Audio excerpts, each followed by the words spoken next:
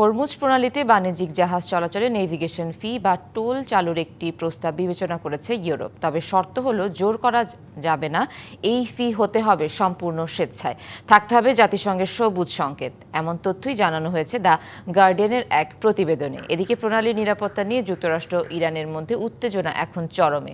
সদ্য প্রয়াত ইরানের সর্বোচ্চ নেতা আয়াতুল্লাহ আলী খামেনির জানাজা থেকে প্রতিশোধের ডাক আসার পর মার্কিন প্রেসিডেন্ট ডোনাল্ড ট্রাম্প ইরানকে পুরোপুরি ধ্বংস করার হুমকি দিয়েছে। যুক্তরাষ্ট্র বলছে প্রণালী উন্মুক্ত রাখার বিষয়ে ইরানকে প্রকাশ্য গ্যারান্টি দিতে হবে। সংকট সমাধানে আন্তর্জাতিক সমুদ্র আইনের সাথে সামঞ্জস্য রেখে স্বেচ্ছায় ফি দেওয়ার একটি বিকল্প মডেল প্রস্তাব করেছে ওমান। এই প্রস্তাবনা ও শিপিং নিরাপত্তা নিয়ে আলোচনার জন্য শনিবার ওমান সফরে যাচ্ছেন ইরানের পররাষ্ট্রমন্ত্রী আব্বাস আরাকচি। মজুক বিরাট কারবার, জিতে নাও ফ্যামিলি কার, স্পোর্টস বাইক ছাড়াও লক্ষ লক্ষ নিশ্চিত গিফট।